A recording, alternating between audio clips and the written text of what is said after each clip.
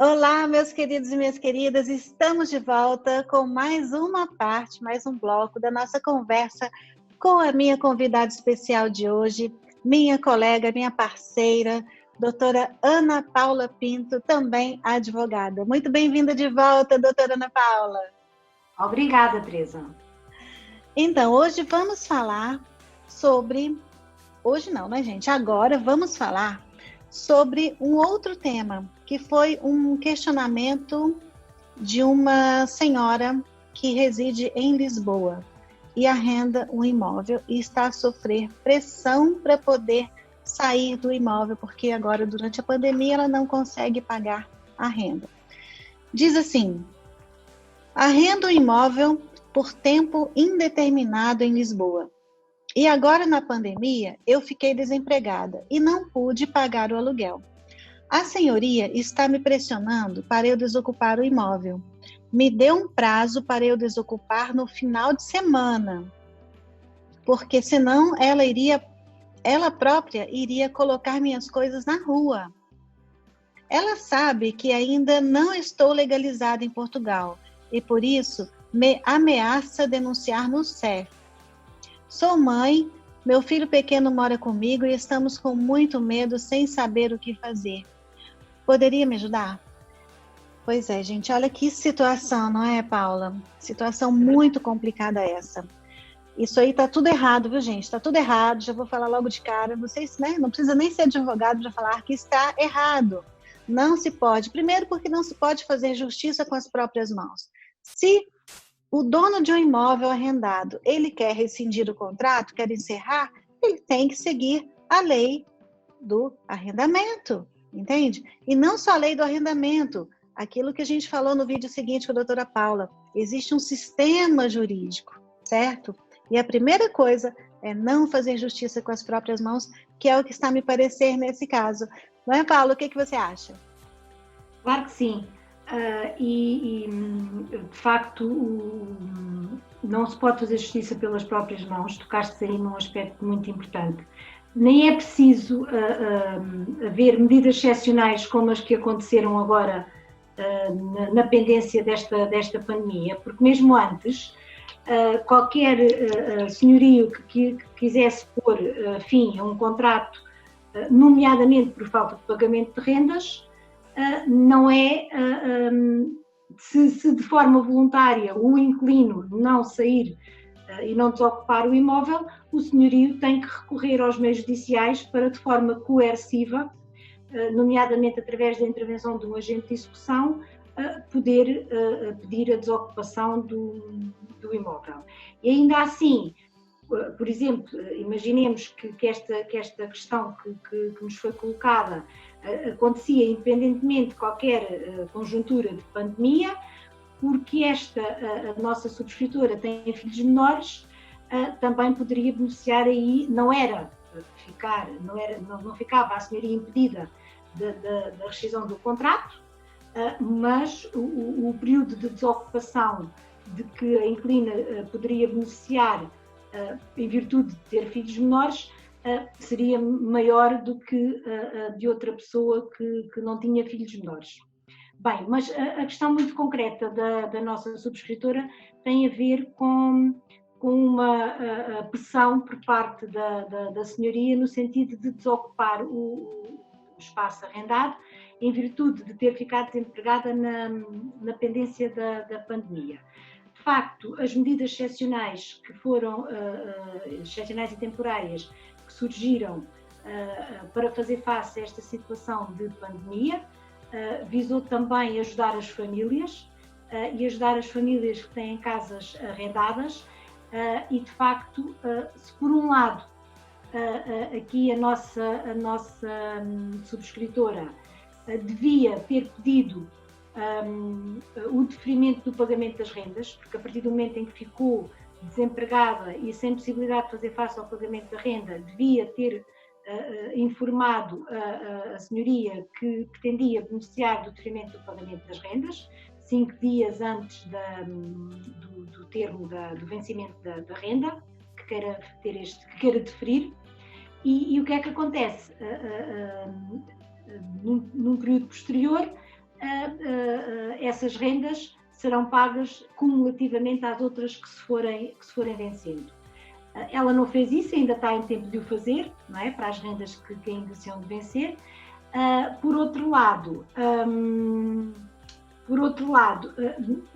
ainda que ela não tenha feito esse pedido, não pode a senhoria despejá-la.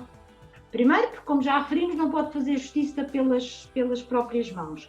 E por outro lado, porque estas medidas excepcionais e temporárias que já foram objeto desde março, no início da pandemia, até à atualidade, já foram alvo de várias alterações, no fundo têm sido ajustando ao que vai acontecendo. No início ninguém sabia se a pandemia ia durar 15 dias ou um mês, está a demorar um bocadinho mais do que é expectável e, portanto, atualmente a alteração mais recente diz que até 30 de setembro, pelo menos estas situações de contratos de arrendamento e de despejo estão protegidas. Ou seja, até 30 de setembro os senhorios não podem denunciar contratos de arrendamento por falta de pagamento de rendas, se o pagamento das rendas aconteceu por força desta situação de pandemia. Porque se as rendas já não vinham sendo pagas antes da pandemia, pode ser motivo, não é? de resolução. Não pode ser motivo de despejo, porque aqui neste caso, imaginem que era uma renda que já não era paga em janeiro e fevereiro, o senhorio podia denunciar o contrato de arrendamento, mas depois não podia fazer face ao despejo do inquilino, não é? Neste nosso caso concreto, a questão nem se coloca, porque há aqui uma dupla proteção para o inquilino, porque, por um lado, deixou de pagar na pendência da pandemia e, por outro lado, também não pode ser despejado. Se o senhorio não pode invocar essa circunstância para denunciar o contrato, também não o pode despejar, porque estão proibidos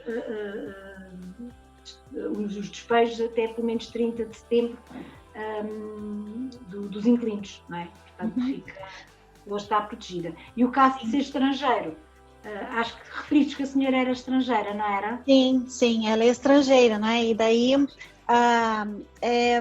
repete-se aqui aquilo que aconteceu, aquele caso, né, que nós já comentamos no nosso primeiro vídeo, né, dessa série, que acontecem muitos abusos muitas vezes, porque as pessoas acham que só pelo fato de ser estrangeiro e estar em processo de legalização, ou seja, ainda não ter efetivamente um título de residência em mãos, que pode fazer o que quiser com essa pessoa.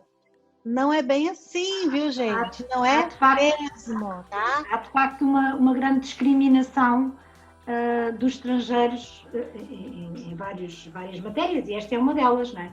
Mas, exatamente, né? Então aqui, né, mais uma vez, fica o meu apelo, tanto ao CEF para que, sabe, na medida do possível, nós sabemos que existe um grande número de processos e por isso é muito difícil dar conta de todos eles de uma só vez, não é? A gente sabe disso, mas isso também acaba por influenciar muito, sabe? Essa espera demasiada, as pessoas, enquanto estão aí nesse processo de espera, sofrem, por exemplo, situações como essa, não é?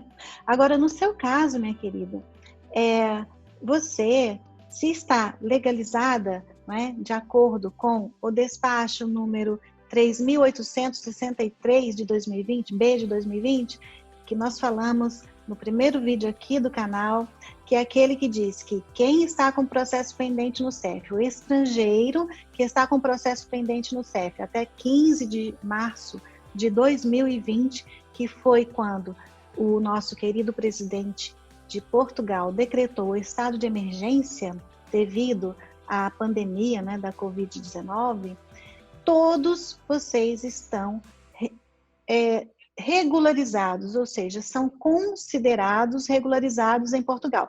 Não quer dizer que o processo, né, de legalização não tenha que dar seguimento, não tem que ser analisado e que não tem que ter ali uma decisão administrativa propriamente dita. É claro que vai ter. Mas enquanto isso não acontece, vocês são considerados legalizados. Então não tem que ter medo, tá? Não, é como se vocês tivessem um título de residência em mãos. E mesmo que não fosse assim, mesmo aqueles que entraram depois desse prazo, ou ainda estrangeiros que nem isso não têm, sabe? São pessoas. Então fica aqui também o meu apelo para vocês, né, que muitas vezes, como essa senhoria aqui do nosso exemplo, do nosso caso real, infelizmente real, né? Porque eu imagino a situação constrangedora pela qual está a passar essa mãe, não é? Com um filho pequeno dentro de casa, sofrendo esse tipo de pressão de uma senhoria, porque ela sabe, provavelmente, que não pode fazer o despejo, então está a tentar resolver a questão na base da força, né? E como já diria Rui Barbosa, né? A força do direito deve superar o direito da força. Conhecia essa, Ana Paula? Não, por acaso essa eu nunca tinha ouvido. Mas, e é bonita, né? Sempre a aprender, é verdade. É bonita, né? Adoro essa frase do Rui Barbosa, que foi um grande jurista brasileiro. E eu, inclusive, tinha essa frase, eu acho que num dos meus cartões de visita, né, de antigamente, eu tinha essa frase, por isso que eu memorizei. Eu cheguei a colocar no meu cartão de tanto que eu acho bonita e muito válida, não é? Então, basicamente, vamos fazer um resumo aqui para a nossa subscritora, Paula. Basicamente, minha querida, se você está regular em território nacional, de acordo com o despacho 3.863B20, de 27 de março, né? E que fala que todos os estrangeiros que estão em Portugal com processo pendente no CEF até 15 de março estão considerados regulares, tá? Não tenha medo, tá? Haja em relação a essa senhoria. Concorda, Paula? Sim. Isso pode ser até considerado uma forma de assédio e que a lei que a lei pune e, portanto, essa senhora não está... Os comportamentos dessa senhora têm que ser denunciados, não é? Porque está a abusar de uma situação de especial fragilidade de alguém, não é? Nós compreendemos que a angústia também de muitos senhorios que se veem, tinham uma expectativa de receber um determinado valor de renda e que nesta contingência de Covid viram especialmente reduzidas essas expectativas, mas também os inquilinos não podem descarregar em cima dos inquilinos, não é? Portanto, têm que agir em conformidade com a lei, não é? Até porque foram criadas medidas excepcionais, mas tem que se proteger naturalmente quem tem que ter um teto para viver. Não às custas dos senhorios, que se sentem desprotegidos nesta situação, mas também ninguém está a dizer que as rendas vão deixar de ser pagas. Portanto, as rendas têm que ser pagas e são devidas. Imaginem que esta senhora até nem quer continuar o contrato para além do 30 de setembro, tem que pagar, porque se para além de 30 de setembro, se o contrato se mantiver, a inquilina tem que pagar as rendas que se forem vencendo, cumulativamente com as rendas que já se venceram em duodécimos. Mas imaginem que ela quer deixar a casa, por deixar a casa não deixa de ter que pagar as rendas que estão vencidas. Imaginem que ela quer sair da casa no dia 30 de setembro, eu não consigo pagar, que sai da casa no 30 de setembro, mas estas rendas que se venceram de março a setembro são devidas, não é? Portanto, são devidas e devem ser reclamadas pelo senhorio. Portanto, estamos numa situação de emergência, não é? Agora já não de emergência, já estamos numa calamidade, mas no fundo estamos numa situação completamente anormal em que, mais uma vez, eu apelo ao bom senso das pessoas.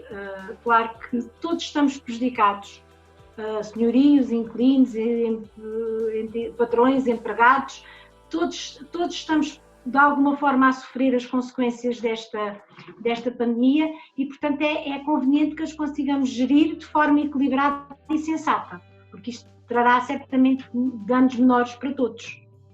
É verdade, né? Eu acho que muito mais vale isso, um bom acordo do que um mau negócio, não é? Ao invés de tentar tirar a inquilina à força, não é? Na marra e com questão de ameaça, talvez até uma violência, não é? Verbal, porque violência não é só física, né, gente? E agora a ameaça aqui que eu vejo aqui, que ela está a ameaçar colocar as coisas dela na rua. Isso aí envolve muitas coisas, envolve crime de dano, enfim, isso aí, assim, várias coisas erradas, várias coisas que podem ser tipificadas no Código Penal.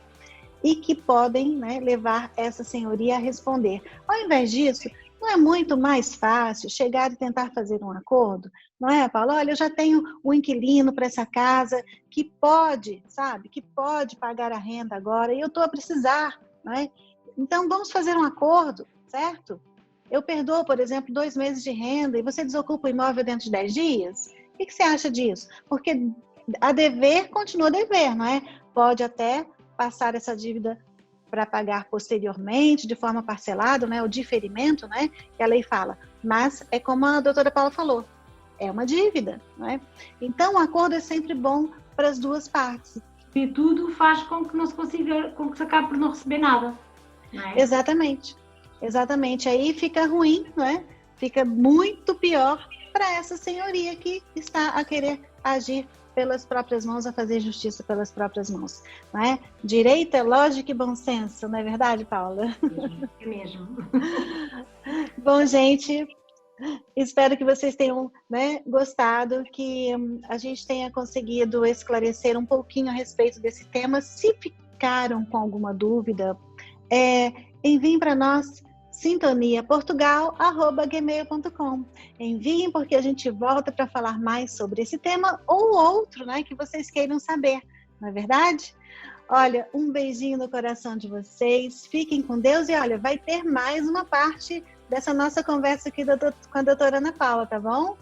Mais um caso concreto, diferente. Qual que é o tema? O próximo tema, doutora Paula, vamos contar para o próximo vídeo qual que vai ser? O próximo tema tem a ver, não tem a ver com pandemia, mas porque também alguns empresários estão neste momento a recorrer a crédito e podem se deparar com esta situação. Tem a ver com os títulos de crédito, nomeadamente os avales. Perceber o que é um aval e que consequências é que pode ter a prestação de um aval por um sócio de uma sociedade. Ah, bem interessante, hein, gente? Eu acho que tem muita gente nessa situação, hein? Avalista, fiador, que cai na mesma, né? Então, gente, não percam o próximo vídeo com a gente, tá bom? Tá combinado? Um beijinho no coração de vocês, gratidão imensa, se cuidem e até a próxima. Tchau!